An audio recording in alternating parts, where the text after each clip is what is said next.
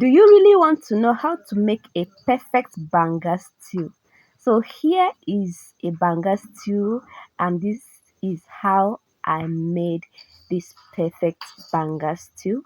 So welcome to Jilly Kitchens. This is where I share research on how to make many different dishes, both local and foreign dishes.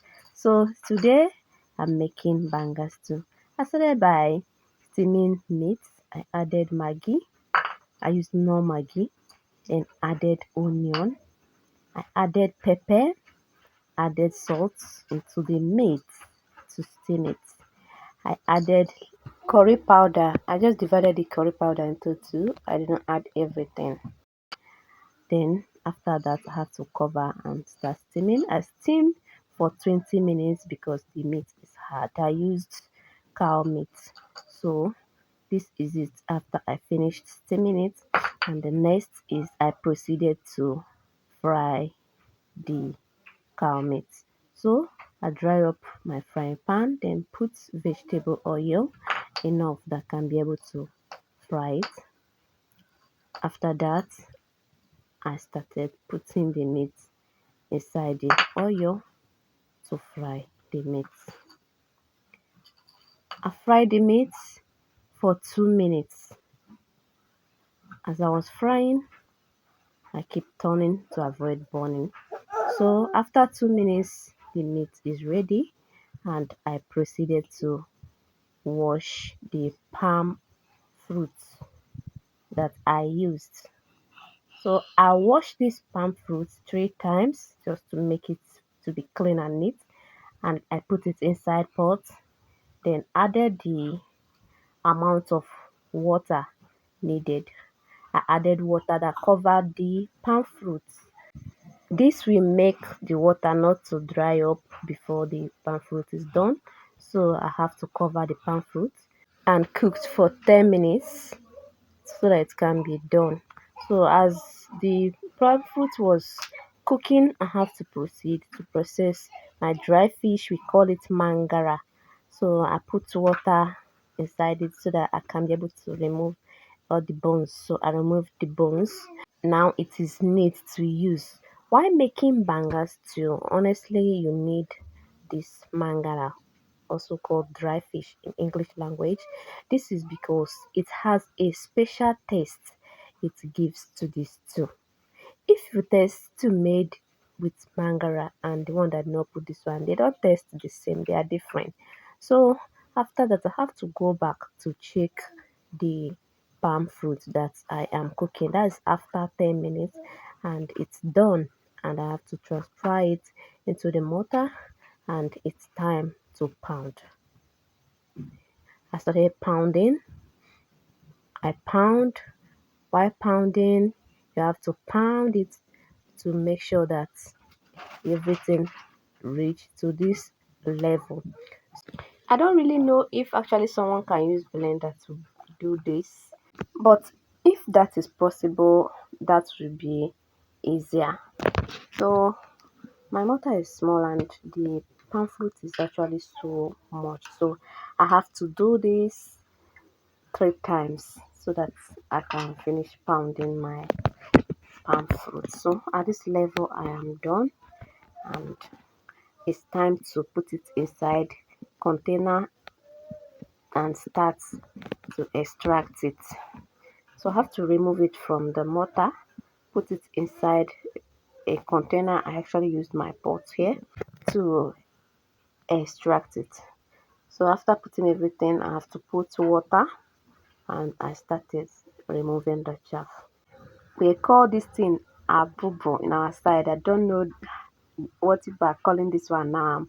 I'm squeezing. I'll be happy to hear what you call it in your own local language. I don't even know the English name, but you have to just remove the chaff. Though it's not actually chaff, because while cooking with local stove, you can use this to make the fire. So you still have where it can be used.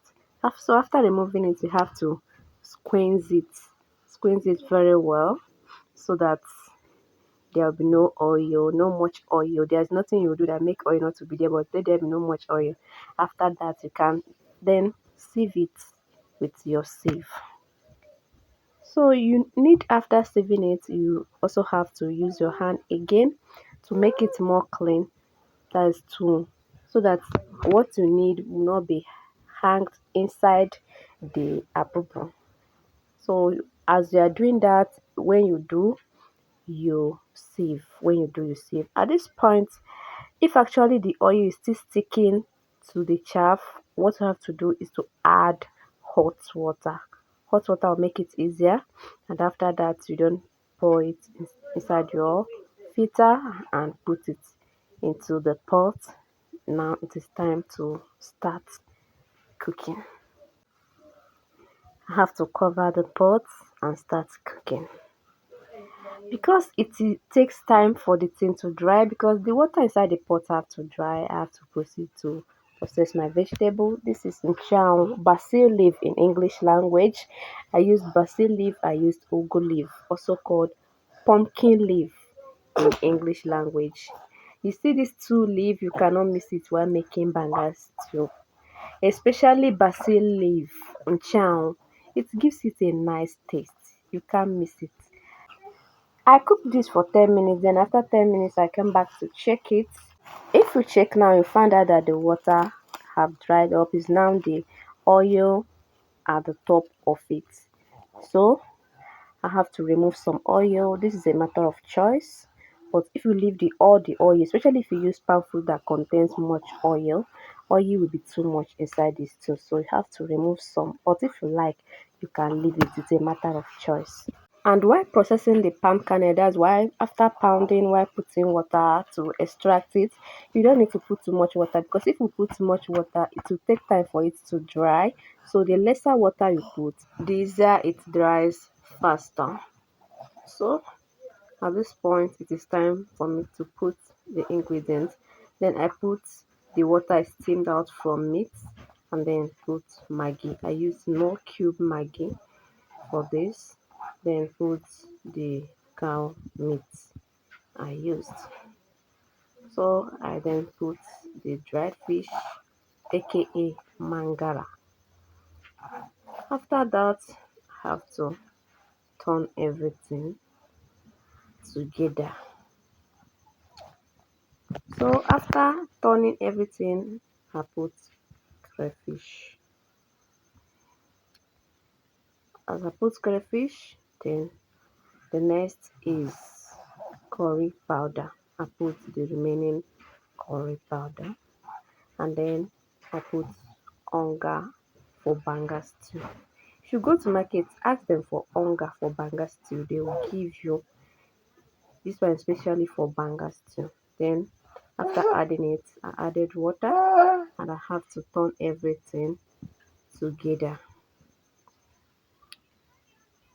After turning everything together, now I have to cover the pot and cook for just 2 minutes 30 seconds. Come back again to check and add the other remaining ingredients. So I have to turn it so that it cannot get burnt under the pot. So after turning it, I added pepper and salt follow suit. I added salt and added the onion I've already chopped. While cooking, you also have to be checking the amount of salt, so that salt will not be too much. I then turn them together again. Then I cover the pot again. Coming back to check it after 2 minutes more. Then at this point, it is time for me to add the remaining vegetable. I added jam basil leaf first. After adding it, I turned it together. Then I started adding the ugu leaf or pumpkin leaf. I added basil leaf first because basil leaf is a bit stronger than ugu leaf. So that's why I have to add basil leaf first. But I didn't give it time. Till I turn it, I added the other one. So at this point, I have to turn everything together, and after that, I covered it and cooked just 10 seconds because vegetable don't need to be cooked too much so that it can still maintain its vegetable nature. So that's why I just cook for 10 seconds. Then at this point, the banga stew is actually done, and it's time to bring your rice, dish it out, and begin to enjoy because it is ready for consumption. Thank you so much for watching to this extent.